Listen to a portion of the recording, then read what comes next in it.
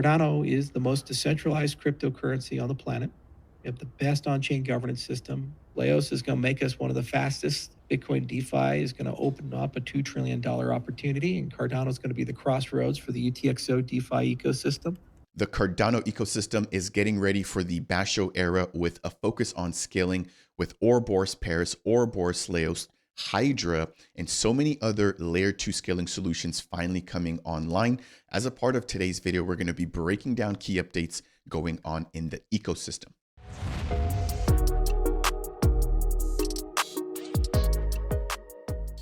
What's up, It Gang? Welcome into Dapp Central, your home for everything blockchain and crypto. I'm your host here, Fareed. As a part of today's video, we're taking a look at everything going on in the Cardano ecosystem. We've got a couple of interesting clips when it comes to scaling in the Basho era that have just come in from Charles Hoskinson. We've also got some interesting commentary coming in here from the Cardano whale about liquidity and stablecoins finally beginning to get more traction in the ecosystem. And then we're going to round up some updates here when it comes to governance with 3 separate actions that are currently at 3 separate stages. So I want to just briefly review exactly how the DREPs have voted and whether or not those particular governance actions stand to be ratified on chain. In closing, we've got a couple of key updates coming in here from the Cardano Foundation, supporting Oracle platforms here building in the ecosystem. And then they've also released a brand new staking rewards calculator, which I want to take the opportunity to highlight.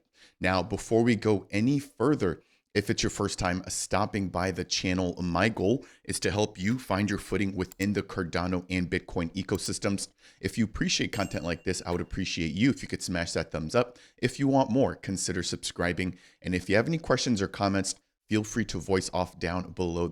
If you want to extend your support even further, consider delegating your ADA with either of the 2 Dapp Central stake pools. Again, I appreciate everybody who's supported, who's liked and shared the content, who's a delegator or just even a viewer. Again, it really does mean a lot. Okay, now that we've got the intros out of the way, I just want to start off by just giving everybody a brief reminder, right, of what Cardano was meant to do. We've got a very nice clip here coming in here from Charles Hoskinson, and I believe this was actually shot directly from the IOG team. It may be included as a part of the upcoming Cardano 360 episode, but I'm going to go ahead and roll this very briefly, and then we're going to jump into the most recent Cardano Weekly Development Report. The goal of Cardano is to be the foundation upon which all the economic, political, and social systems of the world rest. That's where we want to go. And if that's the case, every person in the world needs to know what the rules are and what the system can protect. And the magic of blockchains, unlike traditional governance systems, is instead of don't be evil, they can't be evil. Algorithmically speaking, they will behave as intended. Whether it be the monetary supply, so we can have sound money, or it can be the fact that your dApps can't be censored or deplatformed because they're inconvenient to a particular power group or regime.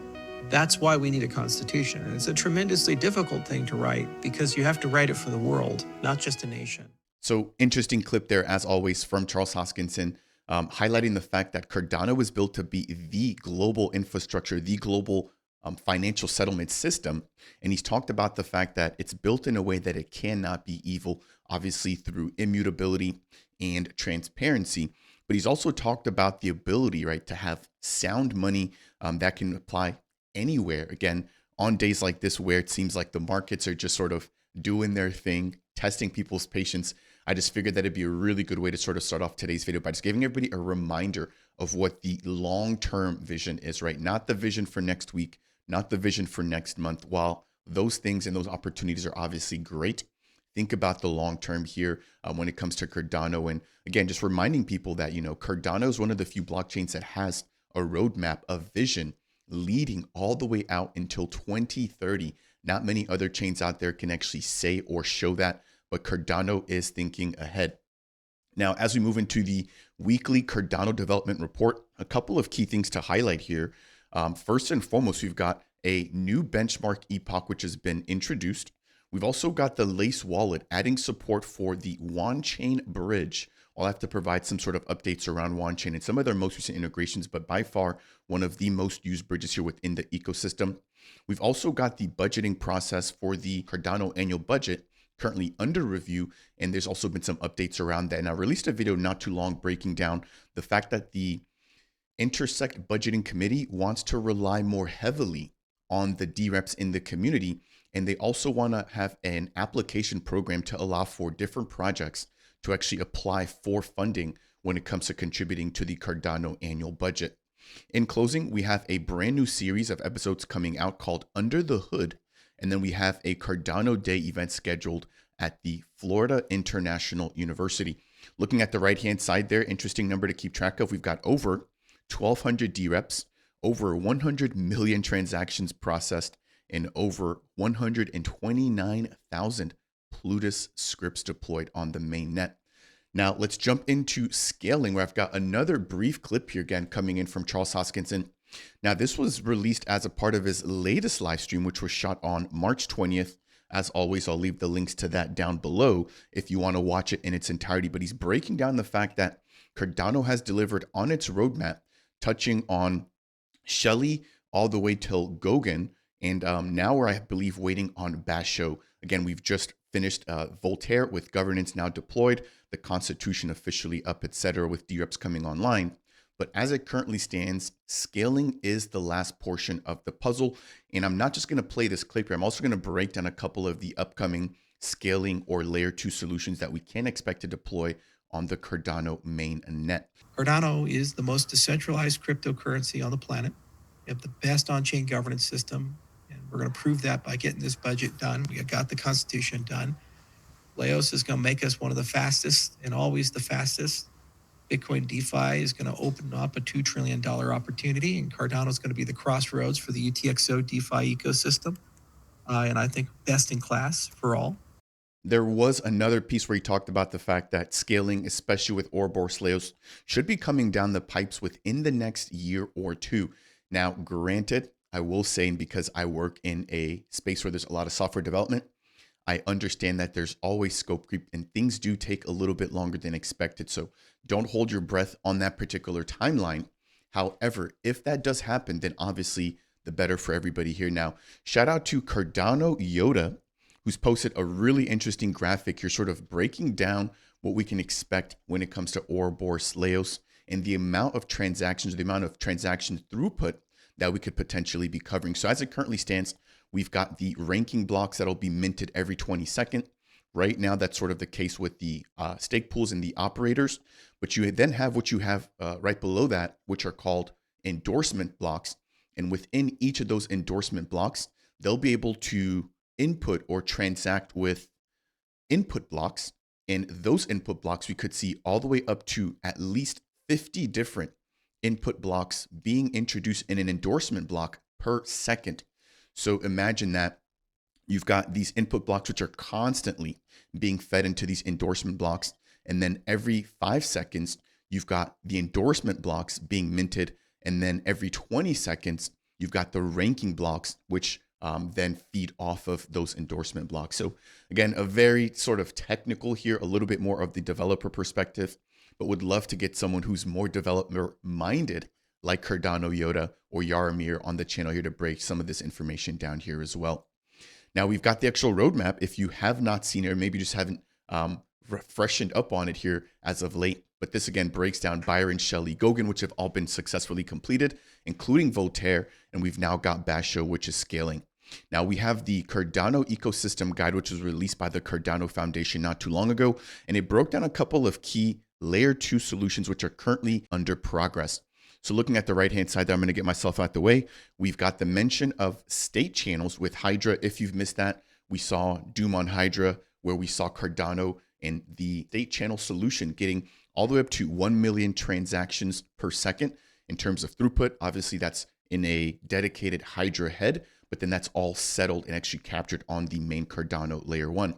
We've also got the IBC, or the Inter-Blockchain Communication Bridge, which is sort of the gateway into the Cosmos ecosystem. And then there's the mention of optimistic rollups, or inoptimistic rollup solution in Midgard. This is being worked on by the team from Anastasia Labs. And then we've also got the Sky Protocol, which is a data availability layer. Again, making sure that when things are recorded, that there's always a way to go back and verify right, what was originally put on the actual chain. Now, jumping over, we do also have the 2025 roadmap, which was released by IOG, which again reiterates the importance of Hydra and state channels. It also highlights the ZK and optimistic layer 2 rollups. And then there's the mention of Ouroboros, Laos, and Paris, followed by Mithril. And then there's a couple of other sort of localized scaling solutions here for the ecosystem. So let me know what you guys think down below. Is 2 years too long? I feel like, I mean, we just got out the bear market, but being a crypto creator, I just hit my 3-year mark and it's been a long time. So it's going to be interesting to see exactly how Cardano is able to scale over the course of the next 2 years, as we've got a lot of different options and solutions coming out in the meantime. Jumping over into the next piece, I want to briefly touch on a tweet that was released by Cardano Whale, highlighting the fact that stablecoin liquidity is slowly and quietly growing in the ecosystem. Now, one thing to keep in mind here is that there's been no investments from any sort of traditional or financial institutions. This is all homegrown liquidity. Again, really showing the power of the Cardano community. So we've got Optum Finance, who has released OADA. There's also USDM from Moneta, IUSD, USDA, and JED. And then there's also the mention of MyUSD from Mint. And then at the very bottom there, USDC, USDT, and DAI liquidity coming in from the One Chain Bridge. Next, I want to briefly touch on governance. If you aren't aware, there's 3 active governance proposals, which I want to briefly touch on. The first is to update the 2025 net change limit for Cardano, or the annual budgeting process, from 300 million to 250 million in 2026. And so as it currently stands, none of the ICC members have actually voted for this particular proposal just yet. We've got 3% of the DREPs currently voting in favor, and then 2% of the SPOs currently voting in favor. Now, granted, this was released not too long ago, so there's still a little bit of time left. We've got all the way until 4/19 or April 19th. Again, so very early at this point, but it would be interesting to see exactly how this particular governance vote plays out. Next, we have the governance vote around the Cardano Vision and roadmap for 2025 and beyond. And this particular vote ends in roughly 9 days. As it currently stands, again, none of the ICC members have voted, but we do have a lot of buy-in from the DREPs right now, with 51% in favor. And then from the SPOs, they don't have the actual ability to vote for this particular action. Next, we have the governance vote in order to remove or decrease the treasury tax from 20% to 10%.